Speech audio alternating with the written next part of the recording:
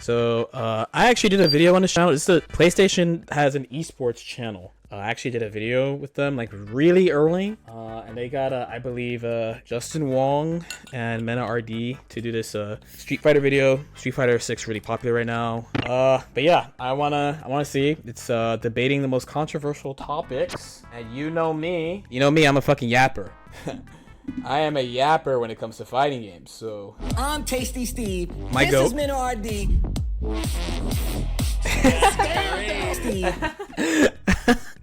This is fucking hilarious to me. I'm so sorry, dude. Listen. Mena is an extremely good fighting game player. I'm pretty sure Sony has sponsored Capcom Cup since 2015, and I think he's the only person who's won Capcom Cup twice. One X just doesn't hit right, dude. One X, like, and you're like this, does not hit right. You know what I'm saying? This is Justin Wong. Yeah. See, like, what the fuck is so unfair? You can't do that. Justin Wong would be able to beat Prime Mena. I am going to start with Mena. I think it depends on the game. I'm talking Street Fighter.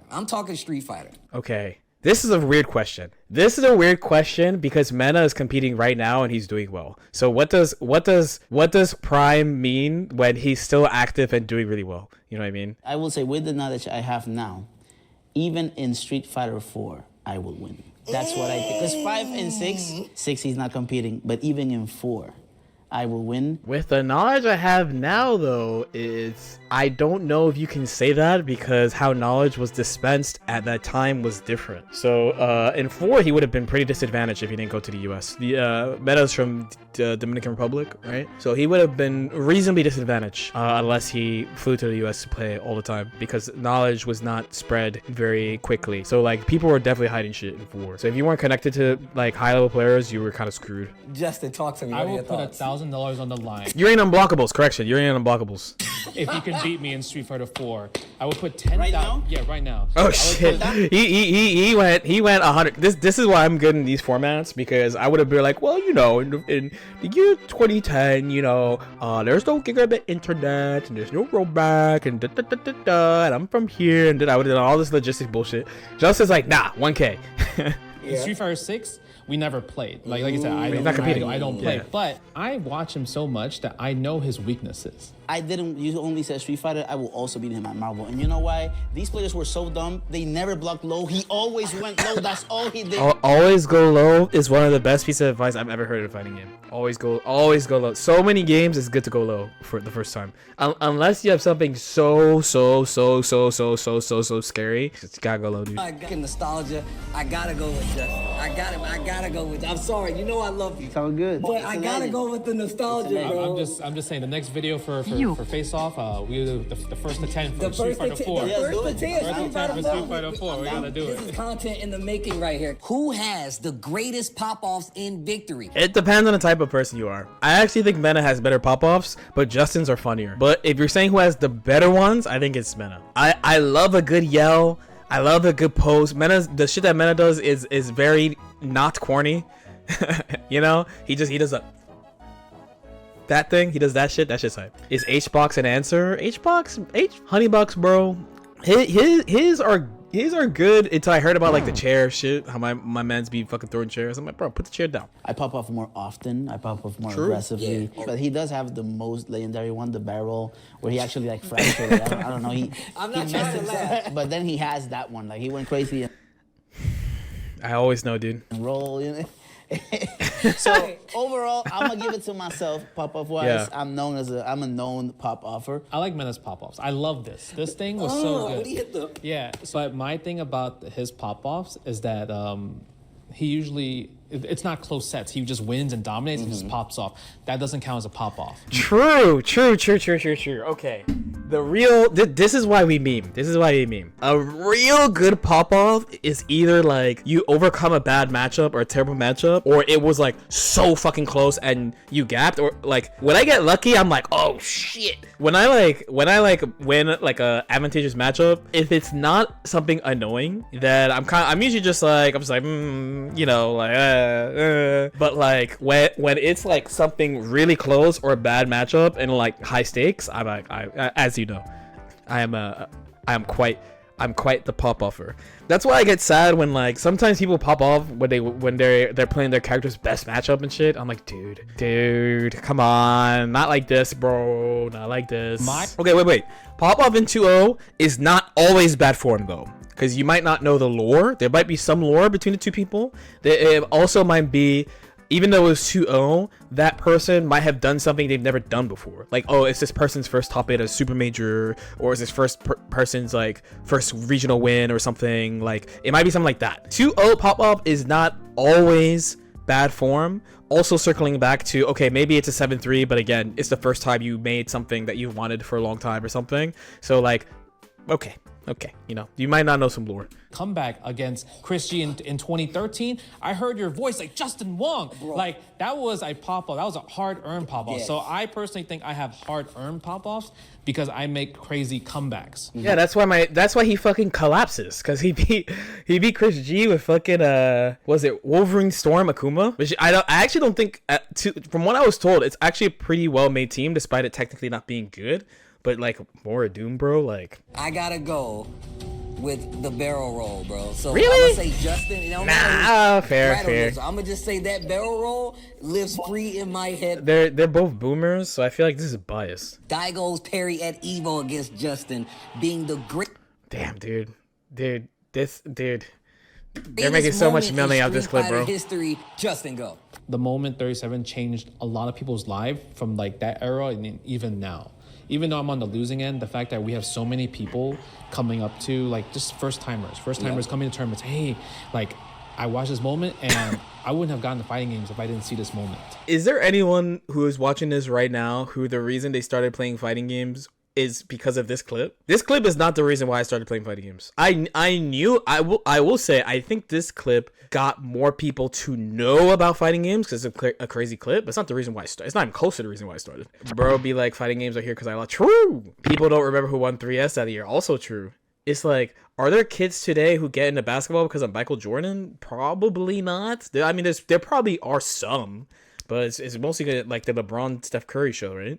There's definitely people who didn't know. Yeah, there's definitely people for sure who didn't. There's definitely a generation where this clip does get them in, and this clip has a lot of history, and it's important though. I feel that's the greatest esports moment ever. Ooh, and I feel like it's actually underappreciated because people don't really understand how hard it is. It's something you will only see one time in your life. But I feel like Evo 2017, Tokido versus Punk, I do feel if Punk had won, that was the passing of the torch right there. Oh, yeah. I feel like the old generation versus new generation Let's go, old people. Extended for. I'm sorry, Punk. Punk's my boy. He got it this year, though. Multiple. Did they record this before or after? They must have recorded this before, because normally this stuff, they record a couple months ago. This was probably recorded at Evo or slightly before Evo. Who would win in an arm wrestling competition right now? Go. Oh, I would lose. That's the sign of an experienced competitor, by the way. I do that stuff too, like in public or with friends or something. Sometimes my friends would be like, I bet you can't do this. I bet you can't beat me in this. I'm like, no, dude, you got it. And they're like, what? I'm like, nah, dude, you got it, man. And they're like, why? I'm like, you got it. I'm not trolling you. You got it. That is a massive sign of someone who's experienced in competing. They know what they can do. But I want to know personally from both of you, what is the greatest achievement in fighting game history? The greatest achievement in fighting game history for me, it will definitely be the 8 Evos Justin Wong has, because I feel like it's not the most though. There's nothing you can say. It's not the most, right? I think it's Tokido's the most. I think Tokido has the most. I think he has 11. A bunch of them are pre 2009, but I mean he wins post 2009. I actually have a spreadsheet about this. Spoiler. Kinda, but I was making a video about I wanted to make some Evo videos, and one was about multiple Evo winners. Oh, so I had Justin having 9. Why did I think Tokido? Oh, this has to be updated. We got some new ones. These are all the people who have 2 plus. Okay, Justin is the most. Sonic is catching up. No, I haven't updated this since this was like 2023. I was working on this. Yeah, so I have a bunch of, it's not updated, but I have a bunch of stats about Evo stuff. You know, all of the great players have like great titles and great matches that they did, but nobody has even come close to having 8 Evos. So I mean, somebody literally came close. Let's see if someone is literally close to that. So what's gonna happen is Sonic's gonna get 9 at some point. And what's gonna happen? I'm gonna tell you exactly what's gonna happen when people start arguing about this. So Justin has 8. When Sonic ties Justin, they're gonna be like, oh, Justin has 9 actually, because of 3 S teams. Okay. Then Sonic's gonna get 9, and then what people are gonna say is Sonic has bum wins, and they're gonna downplay all the NRS shit and say those were bum games. I am calling it so hard. I'm calling it so hard that they're gonna fucking downplay Sonic's wins. My main counter will be that basically all of Justin's top 8s are before 2009, and low key winning before 09 is far easier. Even though you can scale for like information stuff, just the pool is smaller, but then the information is less, so it's hard in that way. But I know people are gonna downplay Sonic's wins. Mena has one that people don't have, but his is achievable still. I think it's for me it's 2008. Okay. John Choi winning Street Fighter 2 Super Turbo and CVS 2 in the same year. So he won 2 Evos. No, that's real. That's Really? He won 2 Street Fighter Evos in the same year, and he beat Nuki in ST, beat Japan in ST, yeah, that's and he beat real. Boss in CVS 2 grand final. So he won 2 Evos. John Choi. Won 2 John Choi, the Evos. fireball That's god. the last time NA has ever won Street Fighter. No, like USA has ever won Street Fighter at Evo. They told on themselves.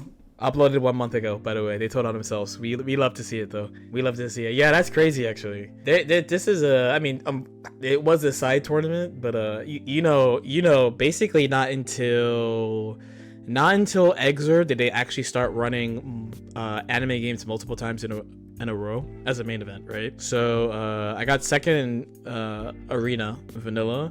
But they ran another arena tournament the year after, but as a side tournament, and they ran Melty Blood again for the first time in a while as a side tournament. I won them both, and the top 8s were at the same time, and I felt nothing. I won them, and I was hollow. I was like, just that, nothing. I felt nothing that year. And then one of my friends was like, dude, I would never actually get. He's like, dude, oh my god, shout out to my boy. This dude is actually just the GOAT friend. Like, this is like maybe the 3rd or 4th time where he's like, dude, you did it, like on some fucking anime shit. He's like, you did it, man. And I'm just like, he's shaking me like he's all happy. I'm like, yeah, I was like, I won when it didn't count, bro. And he's like, dude, you fucking, that shit was crazy.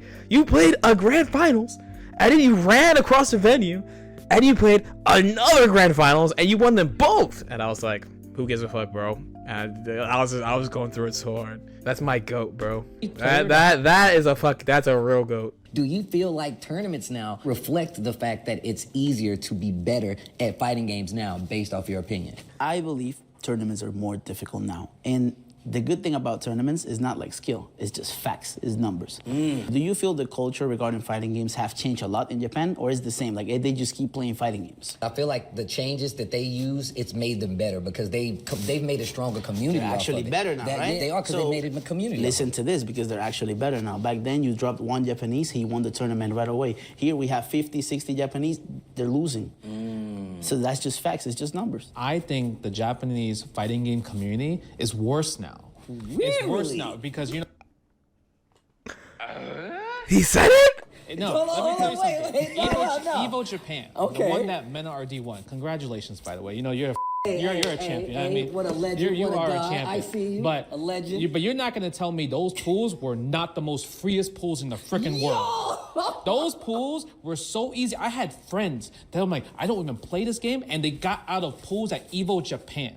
So based off of that, when you think about it, and I live. Okay, they only talk about Street Fighter. This maybe is the spiciest take. Low key, they're equally difficult for different reasons. So I kind of touched on this before. The problem of old tournaments is they're smaller, but there's less information. There's less information, so you will get knowledge checked way harder. If there is some type of technique that you do not know or you're not familiar with, then you're gonna get fucked. Like the threat of running into stuff that you can't or don't know how to deal with is way higher. Again, there's way less, Taquito comes to the US and does the Yuri and unblockable. That shit does not happen, right? It does not happen anymore because the information is being shared more, so more people know the counterplay. The main challenge of today is numbers more than anything else. If you're a player from the past who has been struggling in today's fighting game, because there's a lot of new players who come up in every game, and there are recurring like long time fighting game players who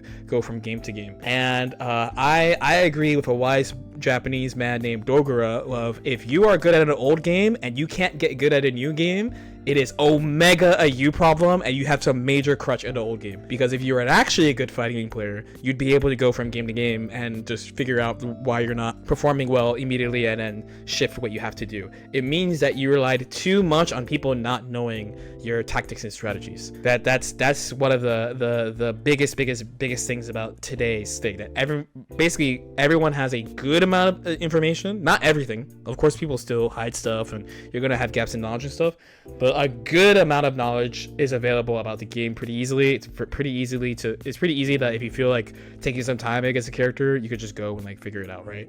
So your main problems are raw numbers, plus how some games are balanced now, where you have to do some more direct guesses. Because also another thing about older games is that they're more broken. You might be like, oh well, like not only do people not know what I'm doing, but I could play some shit where you basically can't interact with me unless you like have played against my character or you know some fucking thing. I could just beat you automatically. The big thing about Japan dominance is a couple of factors. One, they always got the games early in the past, right? So they'd always have a 6-month head start, 1 year head start, in some extremes like a year and a half head start on the rest of the world. Another thing is that they have a different culture around playing. So because they are playing in arcades, you could go publicly and just play high level people pretty consistently, where in the US you have to go out of your way to find people who are a high level at those games. So I'm actually on the team of basically the only time I would say it's somewhat easier is pre-2009. If you're not living in Japan pre-2009, because it's just more likely that you can just kind of cheese your way to win, or like just the competitive level is too low, so like there's only like 3 or 4 sweats playing together and they travel and they just fuck everybody up. I gotta give it to Mena. Yeah, I think Mena made a very compelling argument though. Do you guys believe in the next 5 years that arcade stick will be obsolete? Justin, go. I love arcade sticks. I do think pad and leverless are actually trash on older games, because I kind of agree with that. Yeah, because modern games have easier inputs. That's why leverless controllers and pads exist. But older games with more like just like restricted inputs and everything, kind of more delicate, and you have to be frame perfect, joysticks is always going to be the better option. I do feel it all depends on where the games actually go. So if they have like simplified inputs like modern, or I don't know if you've seen like the down inputs for the DP in Street Fighter 6, then I do feel arcade stick is gonna become a little bit rare to see. Okay, so yeah, I think it definitely really depends on the game. Pad is like low key a hitbox, low key. So for older games, the main reason why stick is so good is because the games are like made for them. There's some characters you can't play on. You can't play Zato on pad. You can't play an old Zato on pad. You just can't. Every fucking Zato player from the past has some cursed like reverse double southpaw claw ass button layout to make him playable. Hitbox should be fine for older games, frankly. And there's also the question of, can you block both ways? Because they're also not thinking about like being able to just like press left and right as buttons. So you might have like some secret curse shit in old games just because of that. That if they don't remake like a collections type thing and make sure there's something to deal with the SOCD, then like you could just do that. In anime games, I don't think hitbox has like a huge advantage. It's just like a small one. But in Tekken and Street Fighter, it seems that there's a big advantage. I am a man of the old school part, right? And I really have to say, I gotta be real, Justin. I 100% agree with you, bro. Like, I'm telling you, they got dude. It's boomer bias, dude. You gotta get me next time, Sony. So old school arcade players are better than modern players. Talk to me. No. Yes. I'm so mean, dude. I'm so mean. Definitely the average player today, I think, is better than the average player in the past, dude. Dude, you can literally beat people. I mean, you could beat people for being bums today, but you have to work through a little bit more, you know. Just on info alone, the average player is better today than in the past. And I think the new school players, they rely too much on the frame data. They need the numbers. Yeah, so they don't have like the heart of like taking the read, making the right decision. Oh my god, this is pain. Okay, this pains me because old games are so demonic, and those strategies are better in old game. Like a lot of mechanics they add to make setups and stuff weaker are because of how fucking broken old game set play is. Like Cammy, they're talking about Street Fighter 4. Cammy, Yun, Ibuki, right? You don't even get me started on anime games. I can't fucking do this. Old games are so demon, bro. We had a huge debate in anime games about how people were worse because they didn't have any stakes in their practice. That was like a huge thing. That was like a huge like 2013 thing going on in anime games where people were like, why are only these people good and everyone else sucks? And people were like, it's because they didn't play an arcade and there's no stakes, so people don't like practice really seriously and stuff. I remember that being a huge thing, a huge discussion. That's actually some fighting game discourse I'm glad does not loop every 6 months. I'm kind of happy we don't be fucking arguing about that every 6 months, to be fair. Justin, hit me with the heart meme real quick. Complete the heart meme. Boom. Oh, that's history right there. I like how he was like... It was like, and both of them made a lot of great points between the two, and I agree with them on a lot, but we can only have one winner, and that is Justin Wall. This was good. It was fun. It's nice. Always nice to check in on Street Fighter. I'm really glad that there are a couple of channels, because, you know, and fighting game content is, well, now there's more competitors doing content than before, to different degrees and stuff, but having a crumb of corporate between like PlayStation Esports and Evo FGC is actually, in my opinion, really helps legitimize stuff, and also can be used to help people learn about like stuff from the past if it's set up like really well, which I also think helps really legitimize what this all is, you know what I mean? Checking on Street Fighter is wild. I mean, I'm dead ass. I don't play. I don't play 6, so like anytime they do something like this, I'm like, oh yeah, I'm just gonna peep. I don't know what the fuck's going on. I play Guilty Gear. I play Guilty Gear, and what do you want?